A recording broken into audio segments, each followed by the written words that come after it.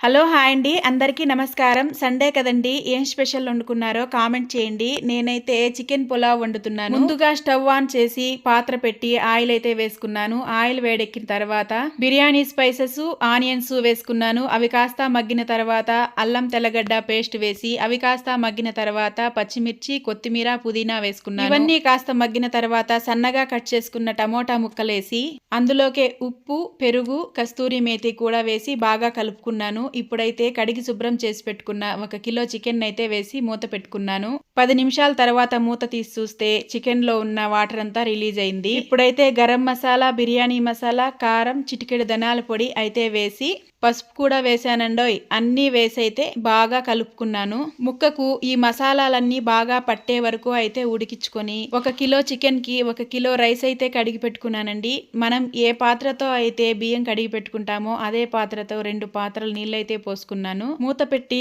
ఎసరు బాగా ఉడికిన తర్వాత ముందుగా కడిగి పెట్టుకున్న బియ్యాన్ని అయితే అందులోకి వేసి మూత పెట్టి మధ్య మధ్యలో కలుపుకుంటూ ఉడికించుకోవాలి. అంతే, చికెన్ పులావ్ అయితే రెడీ అయిపోయింది. చాలా సింపుల్గా వేడి వేడి చికెన్ పులావ్ కరెంట్ స్టవ్ మీద అయితే చేసేసాను. పెరుగు పచ్చడితో కానీ పుదీనా చట్నీతో కానీ తింటే వారెవ్వా అదిరిపోతుందంతే.